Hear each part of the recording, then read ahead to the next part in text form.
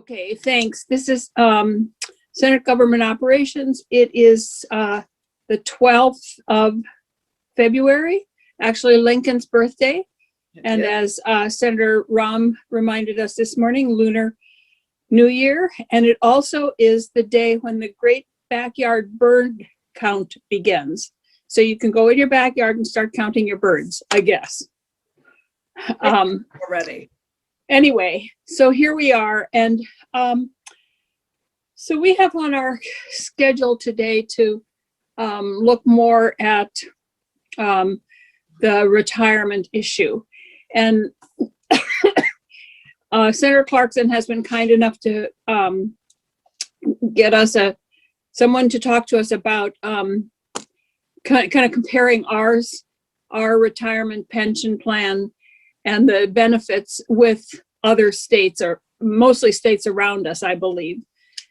So we will talk about that. And then I know that we have Mike O'Neill here and we have Steve Howard, and I assume that Jeff Fannin will be joining us at some point.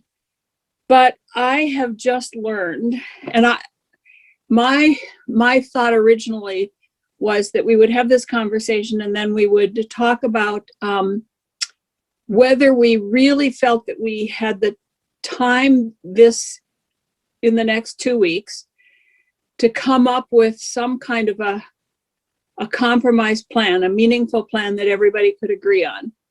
My thought was that, and I had talked to a number of people about this, about not doing that, but instead coming up with a solution that would have us form, and I hate to say a summer study committee, but to do some really intense work around what it means and what we have to do now and what we don't have to do now, that everybody could agree on, because I'm not sure that in the next 2 weeks we could come up with something that was equitable to our retirees, our employees, and our pension funds. So that was my thought, but I was just informed that the House has set up a retirement study committee that is working, because they have 11 members and are there all day, and that they are taking this on and they will come up with something before crossover. I remain a bit skeptical, but they said they're very close to an agreement with everyone. So if that's the case, so we will, after today, we won't be doing anything more with retirement until we get something from the House. So committee, do you have any questions about? Yes, Senator Collmore.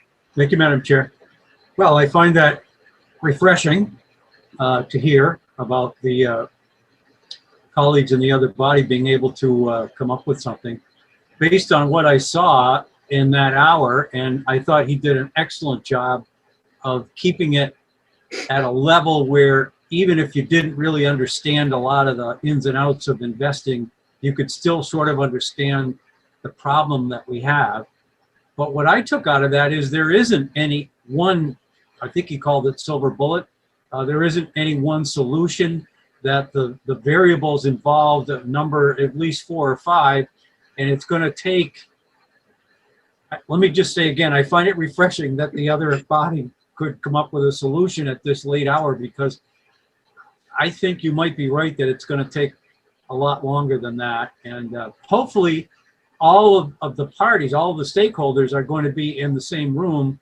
I think you indicated in our best world, we would have said, go to the cafeteria and try to find out what we agree on. And so anyway, interesting. Yeah, and we have, and now Jeff Fannin has joined us also. So we have and Erica Wolfing is with us also. So we have representatives of all the groups that would be in the cafeteria working on this. And I guess all I was told was that they are very close to an agreement that everybody agrees with. And so Senator Clarkson? So I wish all these stakeholders had let us know that they were working on this with the House. That would have helped. I think that's not their responsibility. That's our responsibility. It was my responsibility to know what the House was doing. And I did not realize that I knew that they were having, taking a lot of the same testimony in preparation for whatever we were going to do. But I did not realize that they had a special committee that was working with the three. And I think here of actually the four kind of stakeholder groups, it would be the pension, the retirement office, the VSEA, the VTA, and the NEA. And that I think of those as the four groups that need to be in the cafeteria talking. And so my understanding is that they're very close. I just would, before we go to Keith's presentation here, I would just ask a very quick, of the four stakeholder groups here, is there a very close, almost agreement?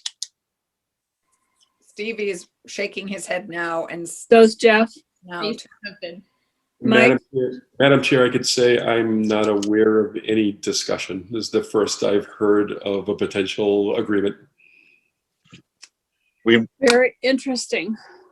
We have not discussed anything of substance really that we would ever agree to.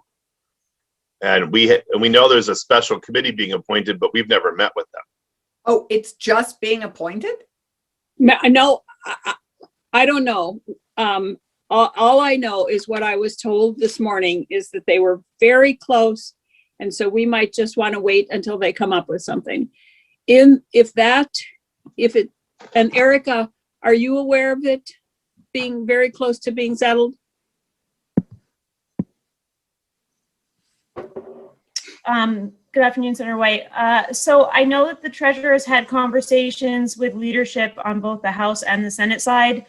To be honest, I was not privy to those conversations, so I don't feel comfortable characterizing them on her behalf, but I do know she's planning to join a little bit later, and I'm sure would be happy to speak to that for our office, if that's okay.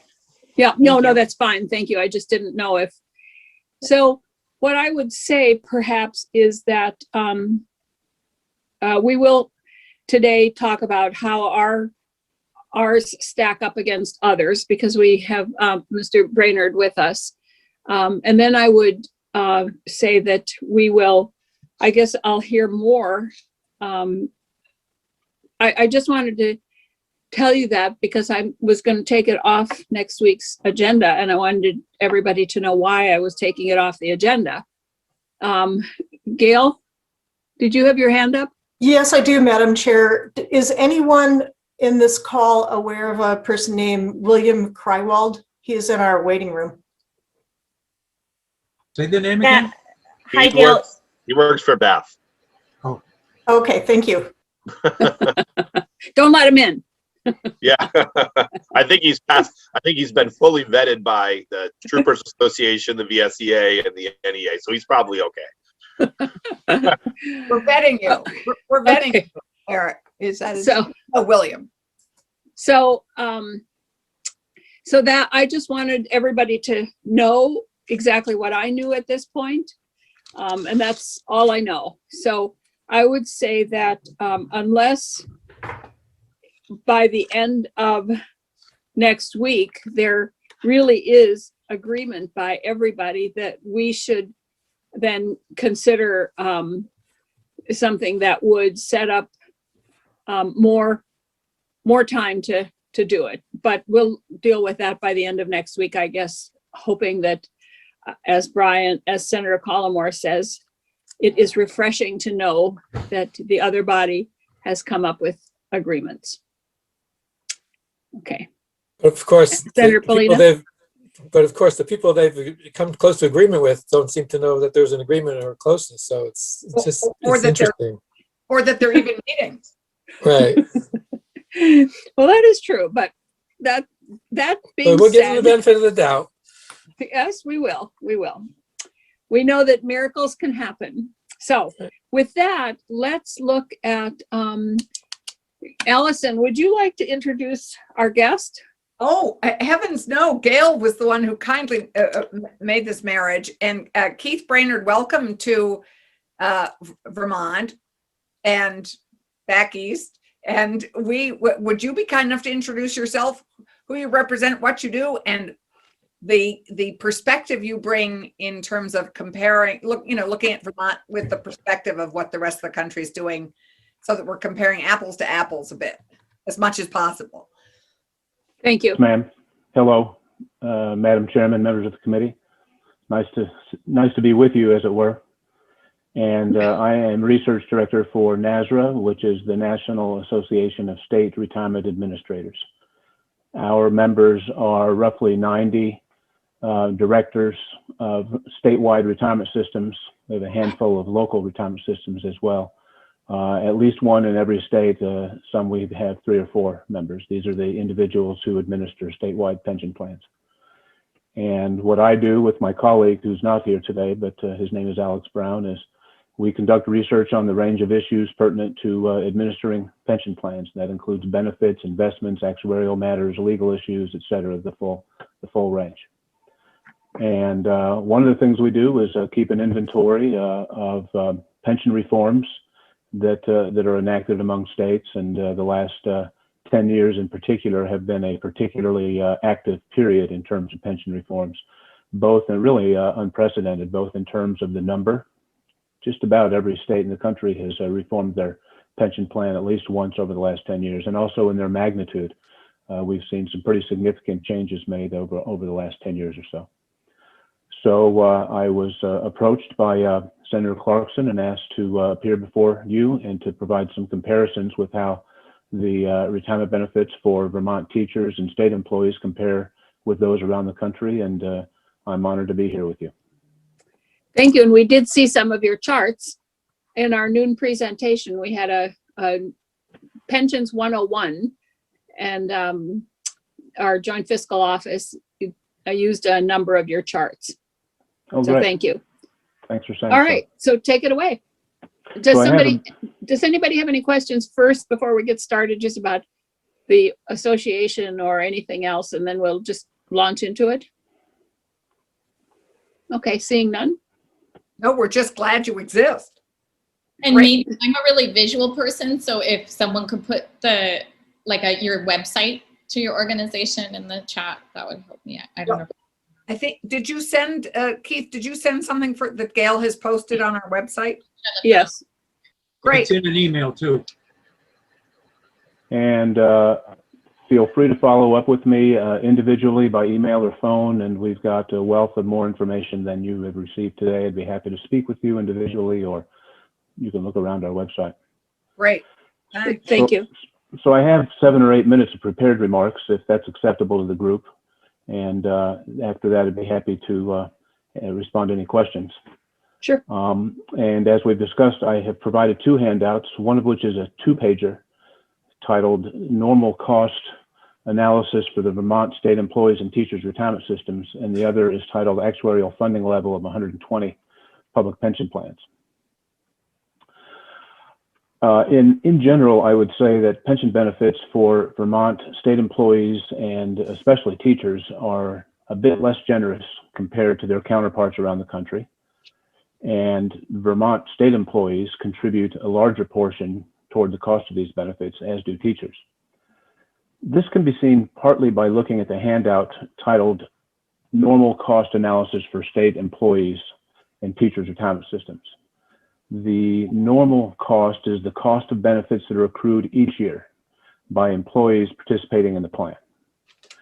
The normal cost does not include any costs associated with the plan's unfunded liability. It's just the benefits that are accrued each year.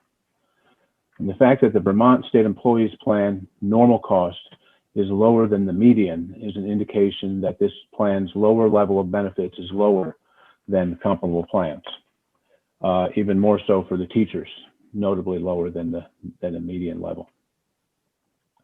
The level of retirement benefit is primarily a function of the plan's eligibility criteria for receiving a full retirement benefit, and also the retirement multiplier.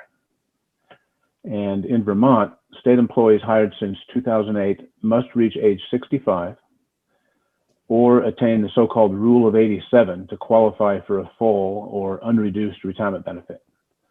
The Rule of 87 requires the employee's age and years of service to total 87. So for example, a worker reaching age 60 with 27 years of service would qualify under that standard. These retirement eligibility criteria are somewhat more modest than national averages, which comports with the normal cost for state employees as a bit below the national average also. The retirement multiplier for state workers is 1.67%, meaning that state employees accrue a retirement benefit equal to 1.67% of their final average salary for each year they work. And this rate also is a bit below the national average.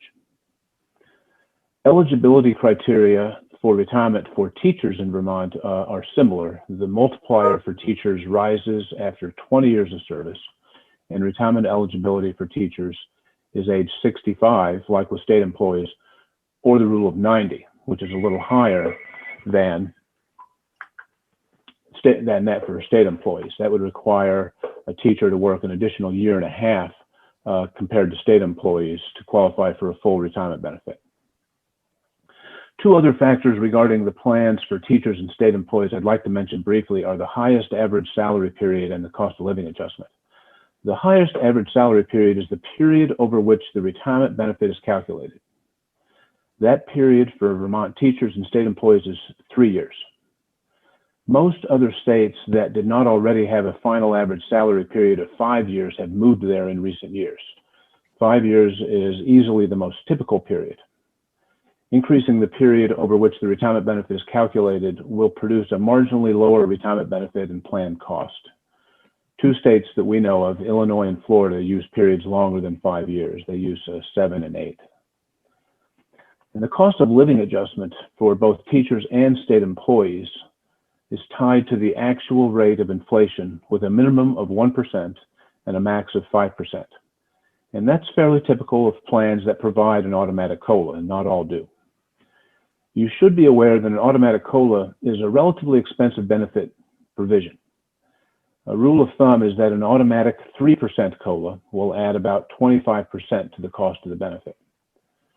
Since the COLA for Vermont teachers and state workers is tied to the rate of inflation, and the plan assumes a rate of inflation of 2.3%, I believe, the cost of that COLA benefit would be somewhat less than that 25% rule of thumb. But in my view, the most important factor of providing a COLA is that its cost be paid for, which Vermont does, or certainly has done for the last 12 or 15 years. Referring again to the normal cost handout, the second chart on that page, located at the top of the second page, shows that Vermont state employees are paying about 2/3 of the normal cost of their benefit, and teachers are paying over 80% of their normal cost. Compared to their counterparts around the country, these rates are higher than the median or midpoint of 50%. Everybody with me still? Mm-hmm. Yep. Mm-hmm. The Yes, thank you. The employer's contribution for state workers, which was around 12.25% in fiscal 19, which is the last year we have comprehensive data, is used to pay the remaining 3.2% of the normal cost. That 3.2 is what's left over after the employees have made their contribution. And then the employer contribution also includes the cost to amortize or pay off the plan's unfunded liability. This 3.2% for the normal cost is shown in figure 3, at the bottom of page 2, plus around 9% to amortize the unfunded liability. For teachers, the employer's contribution in fiscal 19 was around 19%, and all but about 1% of that is used to pay down the plan's unfunded liability. So about only 1% of what the employer is contributing is paying toward the actual benefit. The rest is being used to pay past benefits. You can see the employer's contribution toward the normal cost on the lower chart on the second page of the 2-page handout. That Vermont employers contribute about 1% towards the normal cost for teachers. So again, the big picture observation here is that Vermont teachers and state employees receive a benefit that is a bit below the national average for comparable employees. And these employees contribute a bit more than their national counterparts toward the cost of their benefit. Comparable employees here are general employees and school teachers, but not public safety personnel, firefighters and police officers, and not judges and other narrow groups of workers. And also general employees and school teachers who are participating in Social Security. They're grouped with the different folks who also do not participate in Social Security. Now, if I might, I'd like to make a couple of comments about pension reform. As you think about making changes, remember that there are three groups of pension plan participants that you can affect, and the reforms you make are likely to affect each group differently. Those reforms also will define any changes in pension liabilities and costs that you're able to generate. For example, if you modify benefits for new hires only, you will not affect the plan's unfunded liability or the amount that is owed, but for which assets have not yet been accumulated. Depending on such a change, you might begin to realize cost savings, but that savings will be gradual as new hires replace retiring and terminating employees. By contrast, if you modify benefits for current active members, people who currently are working, depending on the change, you can reduce unfunded liabilities. This is what Treasurer Pierce has proposed, chiefly by limiting the COLA for active state employees to the first $24,000 of benefit, and for all active teachers, along with some other changes.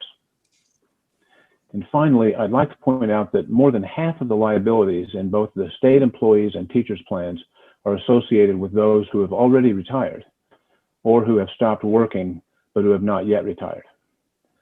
And because such a large portion of the plan's liabilities are associated with that group of participants, adjusting the COLA for that group, that is retirees and those who have left service and likely will retire one day, even slightly, is likely to generate a more significant reduction in the plan's liabilities and cost than would be achieved by limiting any adjustments only to active employees. And that's the end of my prepared remarks. Happy to answer any questions. Senator Colomar. Thank you, Madam Chair. Thank you, Keith. That was very well done and very informative. And I appreciate the fact that from what you said, we're not as generous as other states in terms of what we're doing for both the teachers and the state employees. But we're not necessarily looking at that aspect of it. We're just trying to figure out how to fix what we have now.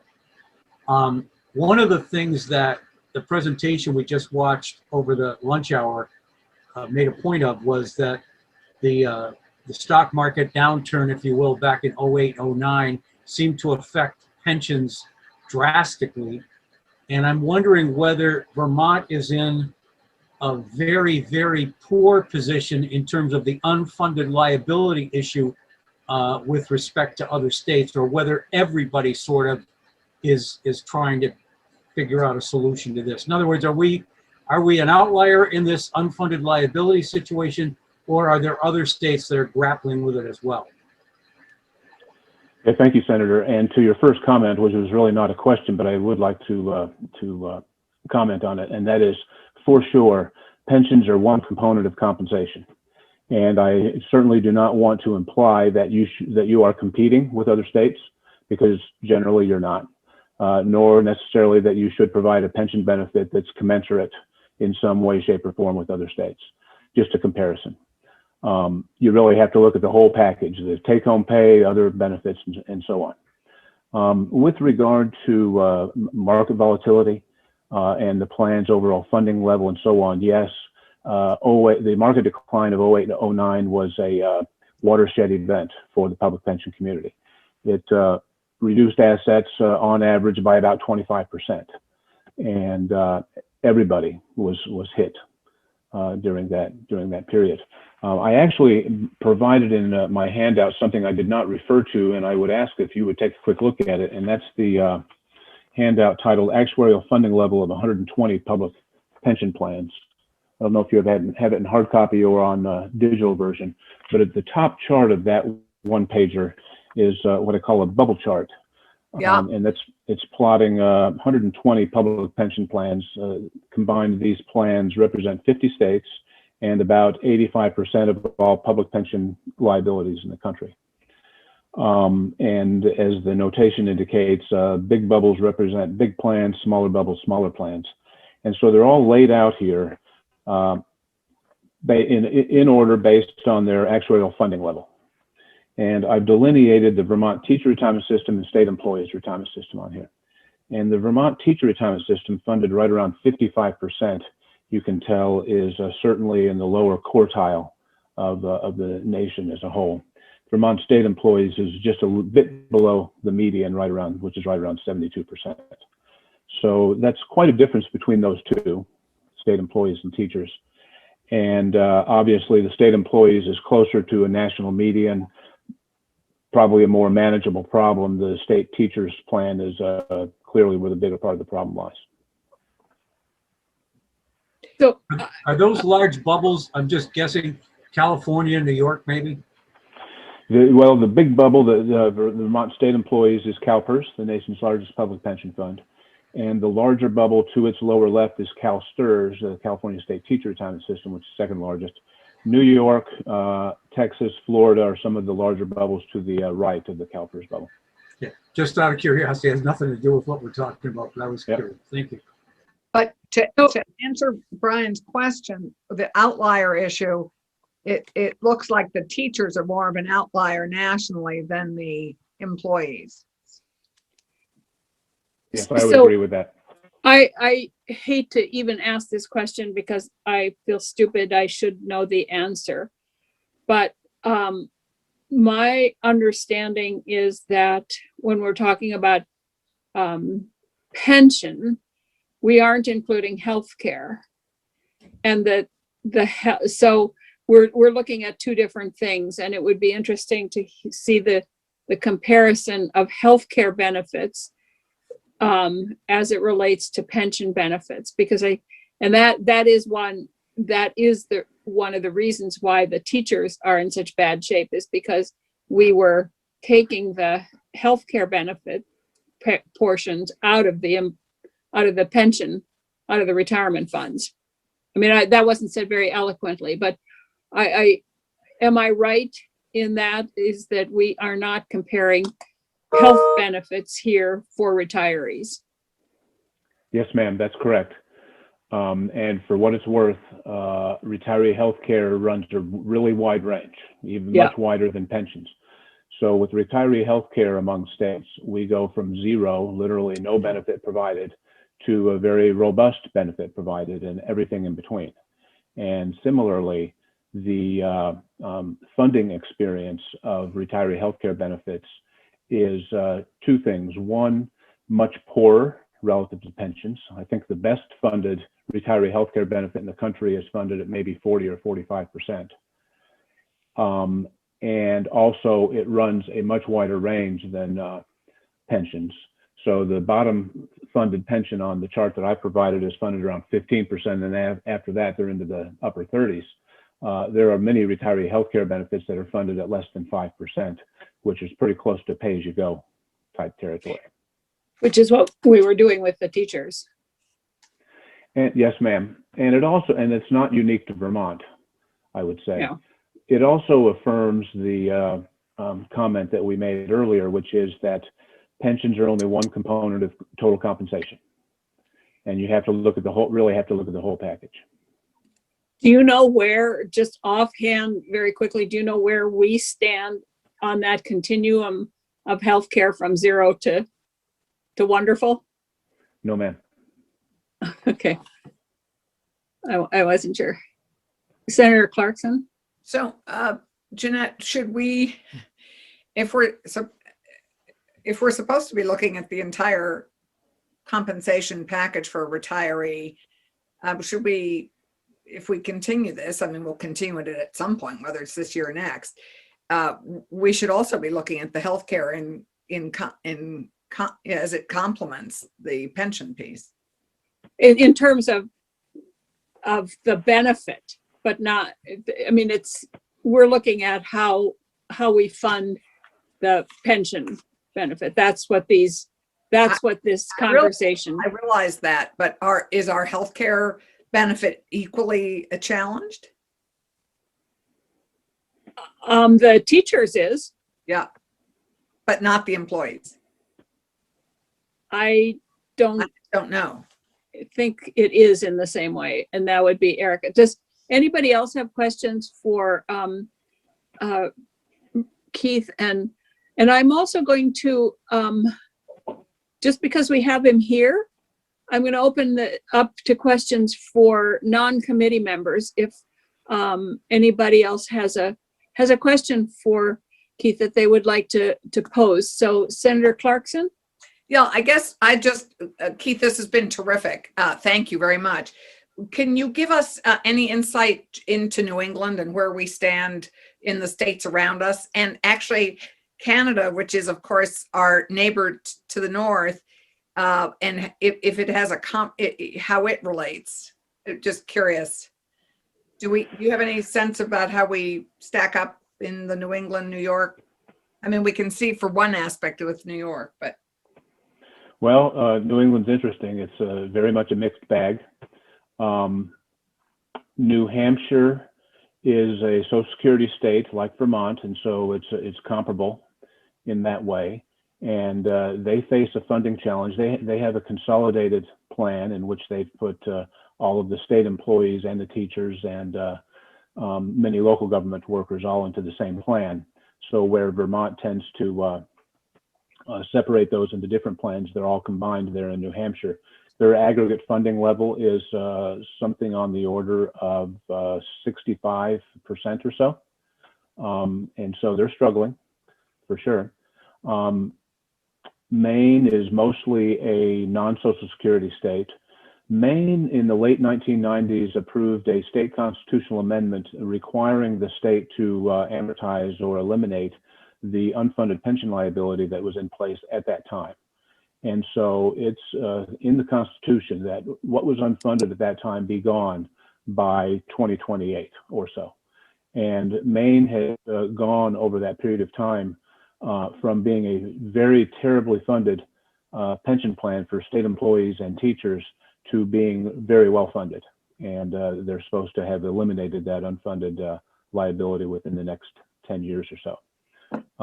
Vermont is struggling. Vermont has a relatively low funding level. They too have combined the plan for state employees and teachers. And just off the top of my head, I think the funding level of that plan is on the order of about 60%. They went through a very politically difficult period of reform about almost 10 years ago that was challenged repeatedly in court.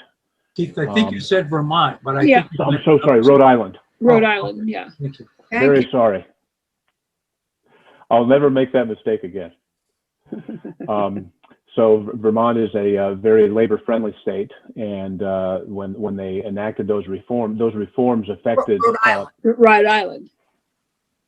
I'm so sorry. I thought you said you weren't going to do that again. I It's know, okay, and I turned don't- right around and did it. Don't compare us to Yeah. Rhode Island. I'll never do it again. So Rhode Island's a very labor-friendly state, and the reforms that they enacted affected existing plan participants, and in a fairly significant way. And so there was a slew of lawsuits that took a few years to work through the system, and they ultimately did settle all of it. But Vermont remains a challenge with regard to funding their pension plans. Rhode Island. Rhode Island. I don't know why I have that in my head. I don't know. So- We don't even border an ocean. I know. It's So- indefensible. I'm going to say, go ahead. One other, if I might, and that is Massachusetts. Massachusetts is thoroughly a non-Social Security state. And their funding level is not great. It's maybe 75%, but they have been making a concerted effort to ramp up their contributions. They have not historically made an appropriate level of employer contributions to their pension plans. And they've been systematically moving toward fully funding those over the last 15 years or so. Hope that's responsive to your question about New England states. Yeah, thank you. I could go on about Connecticut, New York. I could send you the data, whatever Yeah. you'd like. I'm going to call on Senator Polina, but first I'm going to say I'm glad Maine has been able to improve their situation, but what a stupid thing to put in a constitution. So anyway, Senator Polina. Yeah, I would agree with that. I want to talk about Maine too for a minute. I know that the choices that we have before us are painful for someone somewhere along the line. I wonder if there's anything we can learn from Maine or the other states. I'm not saying we would want to replicate what they did, but I'm curious what they did to try to dig themselves out of the hole they're in. Is there a way to sort of summarize that in terms of other states? Well, for Maine, Are the they biggest putting the burden on people already retired, or is it the current workers? I'm just curious where they looked for the balance. Well, in Maine, the biggest change they made was simply paying the required contribution. And that's what had the biggest effect, because like many other states, for many years, especially going back in the previous century, they just consistently failed to contribute appropriately. More recently, in the past few years, Maine enacted pension reforms that introduce risk sharing. And so the benefit levels and contribution rates for employees are a little bit flexible depending on the actuarial and investment performance of the plan. So the contributions are flexible? Yes, ma'am. The contributions for employees can rise and fall within a range depending on how the plan does. Well, because we are paying our required contribution. I mean, we are keeping up with the ADAC. We are now, but we were not. Well, And but that's 2007 we have been, and it hasn't helped us. Well, that depends on some other factors as well, including, for example, the amortization method, the method that you're using to pay down the liabilities. And I'm sorry, I'm not certain how long you've been using the one you currently have in place, but it's possible. I think 14, I think it is. Yeah, I think it is. Okay. It's possible that prior to 14, you had what's called an open amortization method, which is akin to refinancing your mortgage every year. And so you start out with a 30-year mortgage, and the next year it's still 30 years, et cetera. And there are a number of states that did that, although states have been getting rid of that method over the last 10 years or so, and Vermont may be among those. And when you do that, you're really not making very much progress in eliminating your unfunded liability, and that may be a contributing factor in Vermont. And I may be wrong here, but I thought that one of the big issues that we had, and I think Jeff Fannin is still with us, but I thought that one of the big issues that we had was the fact that we were combining somehow our healthcare benefits were being taken out of we weren't paying for those. And that we really weren't even making the appropriate payments even then, because we were not doing what we should have been doing about the OPEB. I think that's what it's called. Other pension something benefits, whatever that stands for. Other post-employment benefits. Post-employment benefits. Yeah. So I think that those other states may not have been in that same position and may not have been doing the same thing. So does anybody else have questions for Keith? And I said I'm going to, if Jeff or anybody, if you have questions at all, and we also know that in terms of our benefits being below and our contributions being higher than in other states, and both of them is what you said, that we also tend, not just with state employees and teachers, but with every other occupation and every other job in Vermont, tend to be underpaid compared to every place else in the country, including and even in New England. So 20%. We're much lower for everybody. We're cheap.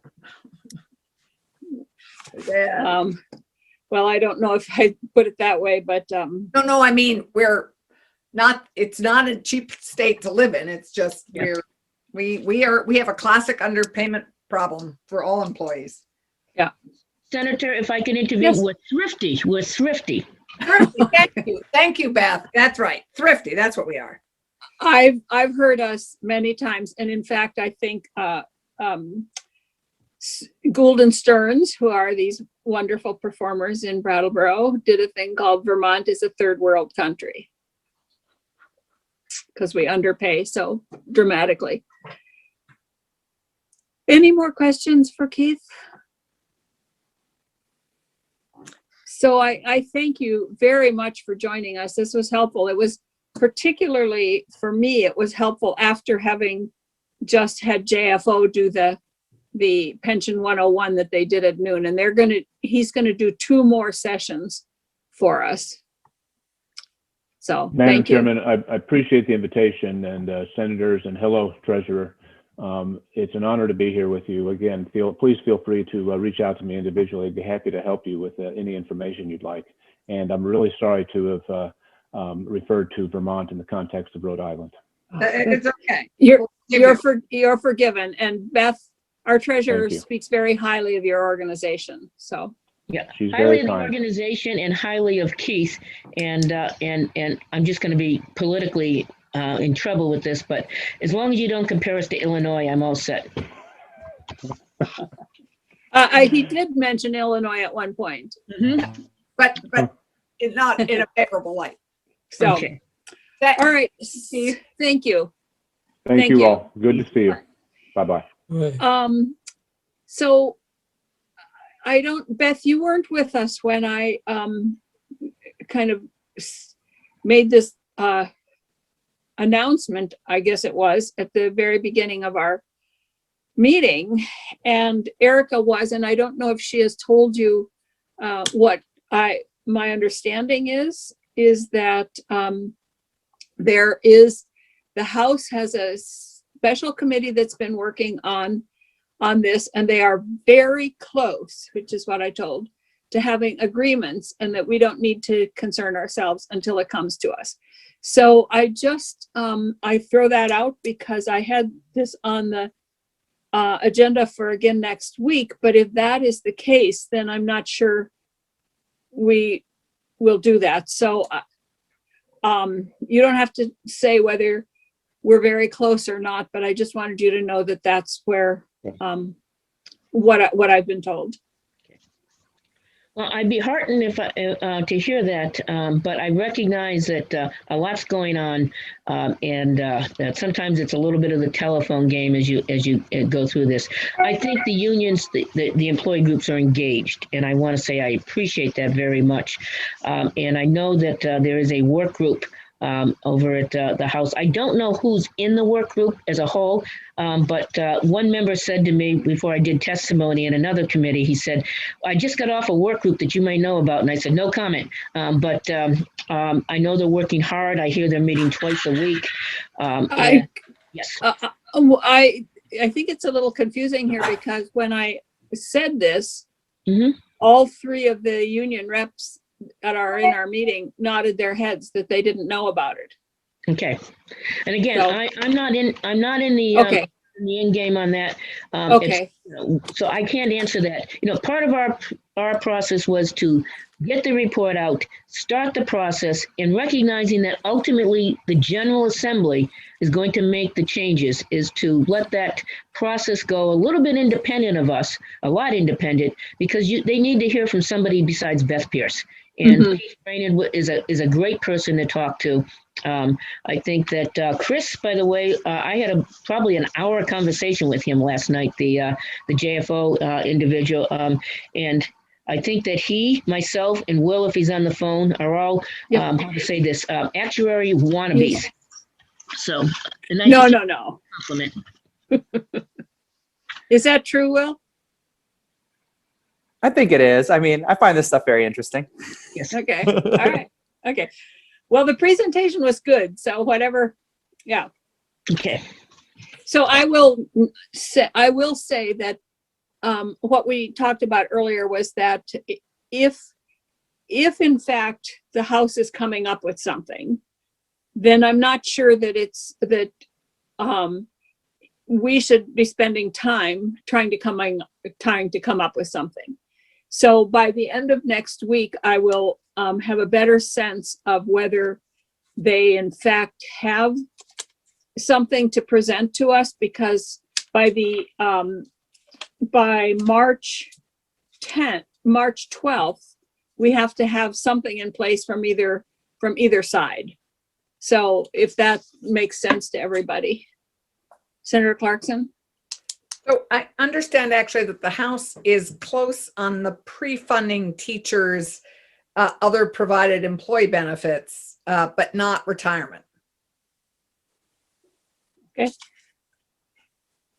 Madam Chair, if I could, I think that we've made a ton of progress on the pre-funding and getting us to that, and I will be testifying in front of House GovOps. I did a little bit today, and I'm going to go into a little more of the weeds tomorrow, although I sprinkled this with GASB, IBNR, all sorts of terms that ADEC that I probably shouldn't use, but I will try to restrain myself. But they heard from Chris today, they heard from Erica, they heard from me. And I think that the response has been overwhelmingly positive on this. There might be some tweaking of the details. We're asking for some money up front. You'd be surprised if I didn't. But I think this is a good thing to provide sustainability to the healthcare plan, because over time, if you just pay what's called the pay-go, just pay the claims that you have now, and you're going to end up with more retirees, increase in healthcare inflation costs that you won't hit, that's going to take such a bite out of the budget. The next response will be, we got to cut these services. And I think there's a way to move forward on this that provides pre-funding and provides more security in healthcare. And for the committee members that may not have heard this before, I believe that healthcare is a right, and everyone should have healthcare across this state and across the country. And this is a step on that, and taking care of what I have some ability to participate in that, and you folks have the opportunity to weigh in on this. And I hope as we move forward that you'll be able to support the pre-funding plans. Okay, okay. Yep, that makes sense. So I hesitate to spend any more time on this today, unless people have more questions and want to take more testimony until we find out for sure what it is that the House is doing. I mean, the pre-funding is, if that's what they're doing, then we will continue to take testimony on the pension part of it. But does that make sense, committee? Yeah. Yep. All right. Did you just, I'm just curious, because sadly I had to leave Chris's presentation at 12:30. Is that slide deck available for us to see? I was going to ask them to print it out and send it to us. Yeah, I think that would be great. Do you want to, yeah, but if you'd be kind enough to do that as chair, that would be great. I will. Yeah. And it should be on our SGO website if we could. Yeah. So, But- Madam, I'm sorry, Yeah. I tend to Go ahead. interrupt on Zoom, so I apologize. I interrupt to begin with, and Zoom just makes it even harder for me. But you heard from me last week, and or the week before. Time is kind of compressing here, but you heard, our presentation at length, and you haven't heard from the employee groups. So I think it might be wise to wait and see what's going on, and they can respond to that. But I think in fairness, that the employee group should have equal time, so to speak, and have the ability to present their perspective. And so I would encourage that going forward. Oh, we definitely will. Thank you. I just would like, if they're coming up with something for us to respond to, then that's different than, because right now what the employee groups would be responding to is the proposals that are out there. So does that make sense? Yes. We would never ignore the employee groups. Thank you. How could we? We're sitting looking at them here. Yeah, they all look like little They're in our face. dots. They're in our face and in our So, phone. yeah, look at them coming in now. They pop right up, right? Just the minute. Right. So You given just that, call then up. given that, I'm going to give us the rest of the afternoon off. But committee would like to go over what we're going to do next week. And just for the people who are interested in this retirement issue, I did have it scheduled for Thursday at 3:30. So if they have come up with something that we will respond to, that they're sending us, then we will not have it on the agenda next Thursday. If they have not, we will have it back on the agenda next Thursday. And Gail will send you a reminder invitation. Does that work for everybody? Yes. Okay. All right. Because we don't want to put it on the agenda for Thursday if they are actually coming up with something that they're going to send to us, because we won't have anything to respond to. Okay, great. Thank you. So that will be on potentially next Thursday. So then committee, here's what we're going to be doing next week. At 1, and everybody can stay with us. We love to have you staying with us, but you don't feel like you have to. So thank you for joining us. Bye. Yeah. Tuesday, we're going to have a vote on the preparedness bill, hopefully, and take up the issue of mixed martial arts, notaries, and OPR. And then on Wednesday, we had to move it till 2:00 because of the meeting with Dr. Levine in the afternoon. What? Yes? Before you leave Tuesday, is that also going to do, and maybe I just didn't hear it because I was sort of spacing. I apologize. You mentioned the notaries, right? Yes.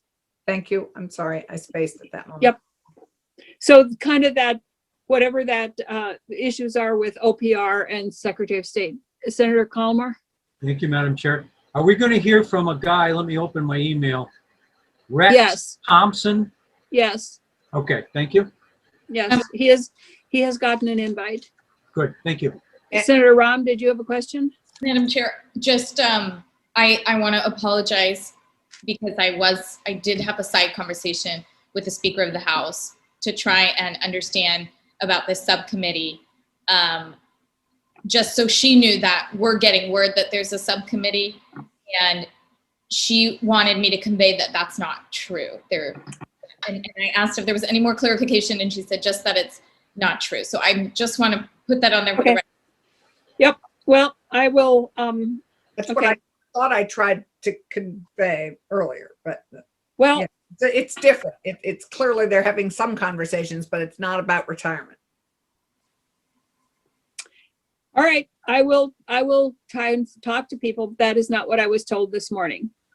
I'm just so worried with this video lingering for the weekend. Yep. People may think we know something that we don't, but I know of nothing, and I was told to say that we don't have information. Okay, thanks. And so it's hard enough to communicate when we're in the State House, but this is impossible. And anyway, so Wednesday we're going to have a joint hearing. Yes.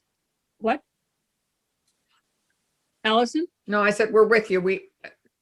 We're with you. We get it. We're supporting the challenge that you. I was making sympathetic noises. Okay.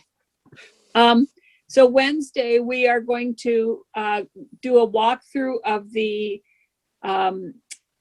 draft bill for the Agency of Public Safety, and we'll be meeting with the House so that they only have to do the walkthrough once. We will not be having any witnesses or any discussion, just clarifications of the bill, because I want those are the witnesses to come to us but because DPS is so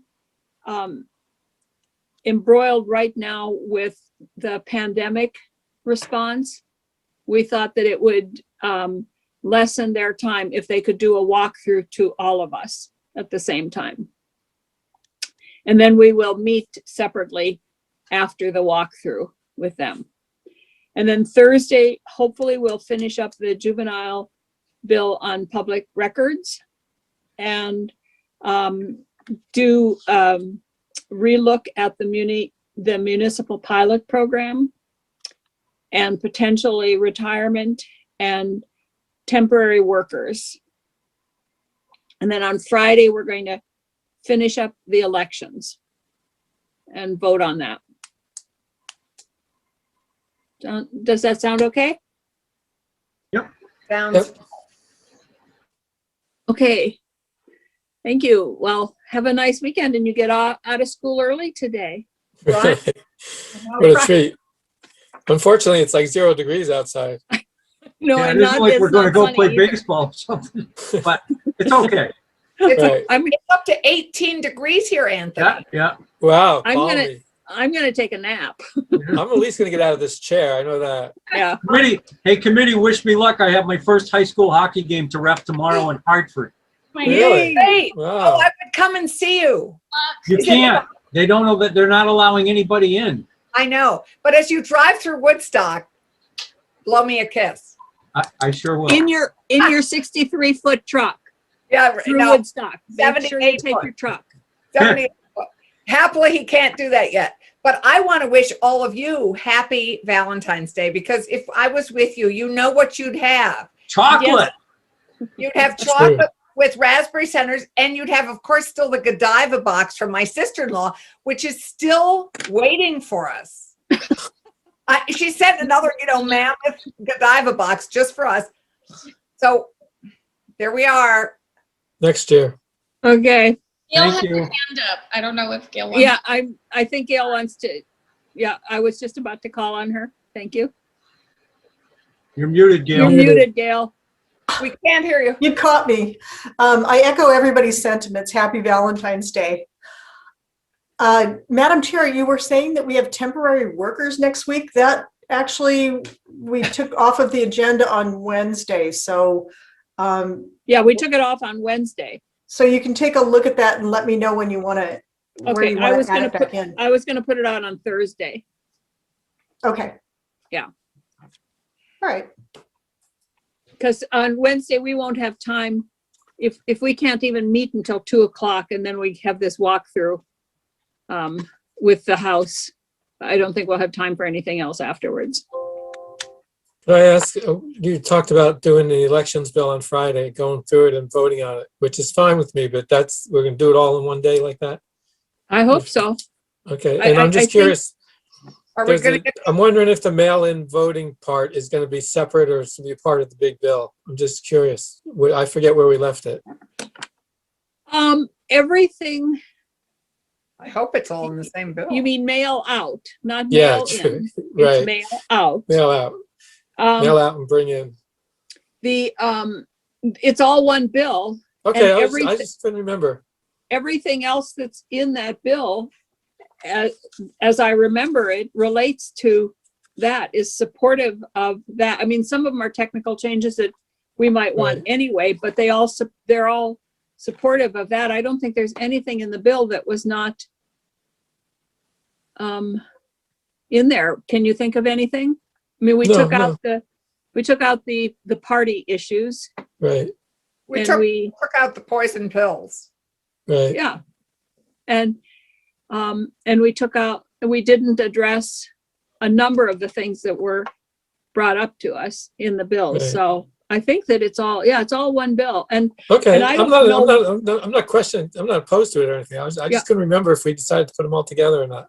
yeah, because it doesn't make sense to have a bill that would allow processing 30 days ahead of time Right, if you're not if gonna you do had the nothing mail to out. process. Right. I mean, that's so, and I hope that we can, I know there's some disagreement on a couple items in the bill, and we may or may not have a unanimous vote, but I think we can get through the whole thing.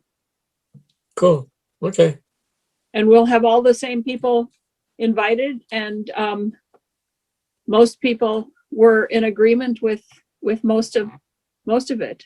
Yep. So, Okay. because it would be nice to get it done before crossover. I mean, Yeah, I Yeah, I before think we that's go home. important. We're going to have Before we go home. before crossover. I mean, we haven't Huh? even set the date for crossover yet. Yes, we have. It's the No. 12th. Joint rules hasn't set that yet. Just Okay. saying, we're All right. on the way to it, but it hasn't been done yet. Getting close, as they say in the house. I thought they told us that it would be, that we were going to use the same schedule, and it would be the week that we Uh-huh. came back. Got it. Well, it's next thing on our joint rules meeting is all I know, is that it's hanging out there. Okay. But you always know things ahead of the rest of us. So I guess after today, I wouldn't trust any of my information. Yeah, she knew ahead of time, it just wasn't accurate. Yeah, I guess we had our go-tos that told us that was different than sadly what we've been led to believe. I got the same text, Allison. Yeah. about the About pensions. Refunding the OPEB. Yeah. Well, Anyway, okay. All I right. want someone to fund my OPEB.